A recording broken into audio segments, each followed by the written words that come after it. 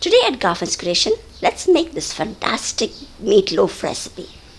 Along with that, we'll be making some cheesy garlic mashed potato too. You'll find the detailed recipe in the description box below. So let's start with the recipe. So here I have taken 450 grams of chicken mince which is thoroughly washed. And into it I'm adding 3/4 teaspoon of salt. We'll just give this a nice mix and cook this on medium flame without any water. We'll cover and let this cook so that the mince cooks in its own juices. After a minute, we'll just open it and just separate the chicken so that it gets evenly cooked. You can see the chicken has already released some water, so we'll continue cooking this again. Now once more we'll cook this with the lid on till the chicken is done. This will take about 10 to 12 minutes and the water is completely dry. Do keep a watch and keep stirring it in between. So here you see, the chicken is cooked and there is no water. Now we'll let this cool down completely. So here the chicken mince is cooled down completely. So let's check out the other ingredients too. So here I have taken 300 grams of mixed scrap. This scrap is easily available in the cold storage. It is a mix of sausages, salami, ham. So if you can't get the scrap, you can just take a mix of all this. Either take of chicken or pork too. But pork scrap adds more flavor to this meatloaf recipe. Along with that, I've taken 3 slices of bread. Also used 2 small paos, juice of 1 small lemon, half a teaspoon of salt. So here I've taken 2 small pieces of beetroot which I've grated. I'll be using this juice for the color. And this is completely optional. 3 teaspoons of room temperature butter.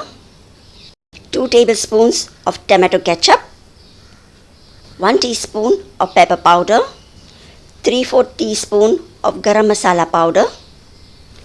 I'll also be using some nutmeg powder, so I'll be grating this later. We'll be using a little more than half of it. We'll also be adding 2 eggs into this recipe.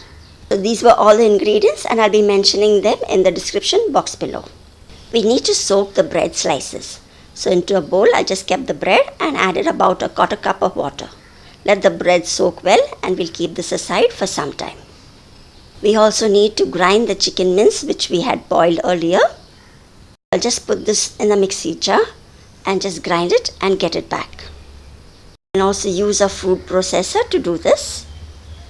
So this is how it's going to look after the mince is ground. Do not add any water while grinding the chicken mince. We will now just transfer this into a mixing bowl. In place of chicken mince, you can also use other mince as well for this recipe. Now into the same jar, we'll need to grind the mixed scrap too. In the same way, without any water, I'll just grind this and get it back. It becomes into a nice paste and we'll transfer this too into the same bowl.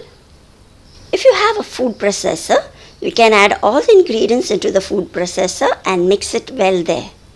That makes it easier to make this recipe quickly. Now once this is done, we'll just beat up the 2 eggs well before adding it into the bowl. All the ingredients mentioned here are at room temperature. After adding the eggs, we just need to add all the other ingredients as well. So I've added the pepper powder, garam masala. Adjust the salt as per your taste, as the other ingredients too have salt in it. So added the lemon juice, tomato ketchup. We'll grate the nutmeg. So I'll just use a little more than half, almost 3/4 of this nutmeg. And then we'll squeeze out the excess water from the bread and add that too into the bowl. Once this is done, we'll also be adding the room temperature butter.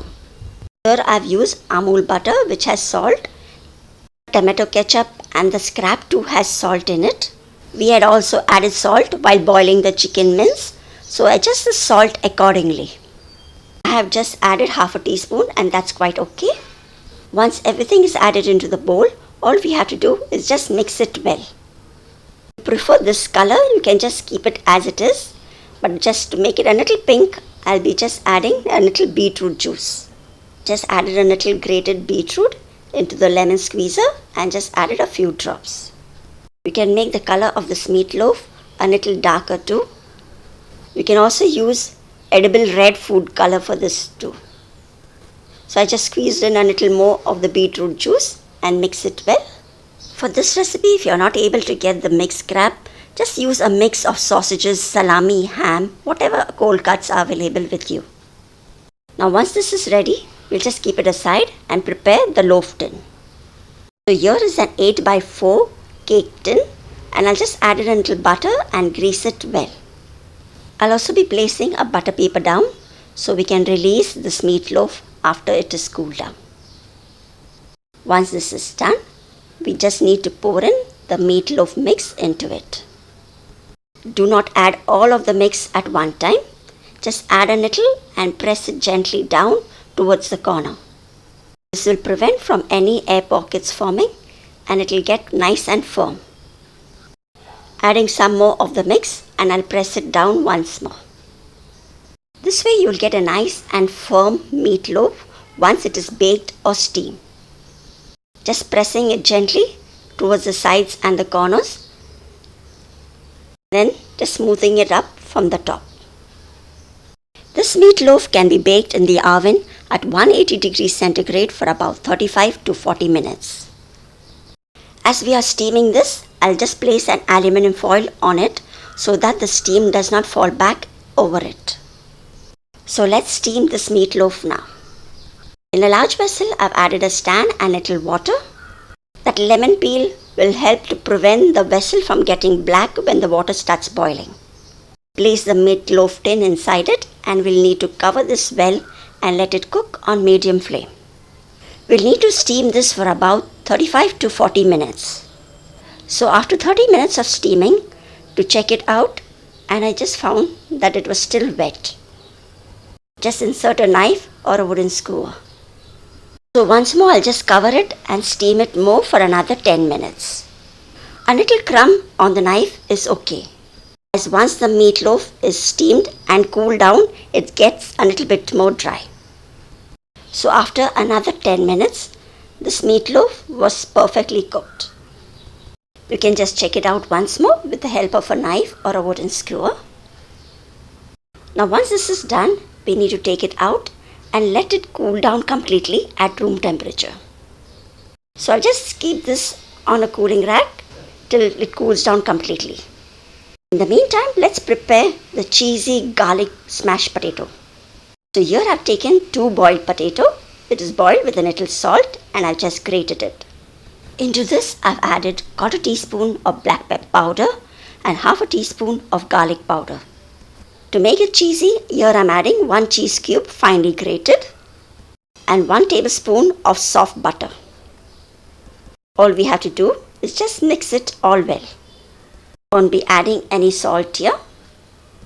You can also season this with some mixed herbs and chili flakes as well. This smashed potato is ready and it can be had just like it. But just for the presentation, I'll be using this star nozzle in a piping bag.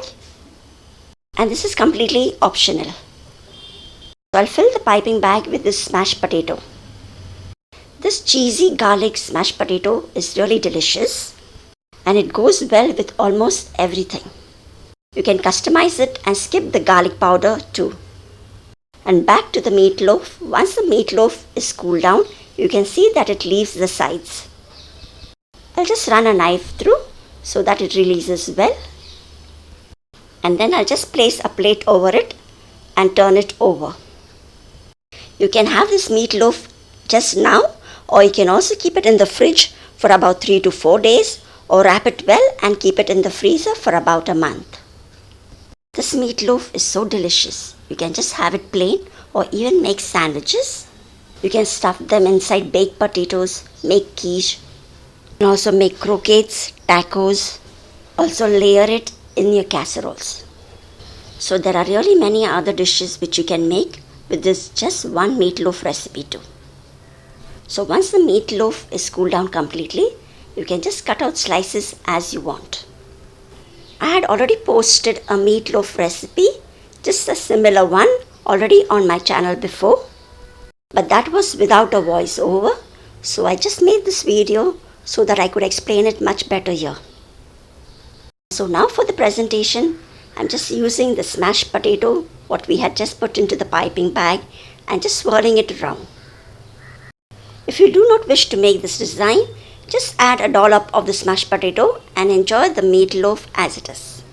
But do try this cheesy garlic smashed potato recipe too. It's really too delicious.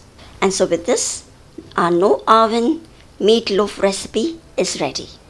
Thanks for watching till this end, and I hope you do try this recipe. It's really very simple and delicious. And don't forget to subscribe to Garfin's Creation for more such recipes. I'll see you soon in the next one too. Till then, take good care and bye-bye.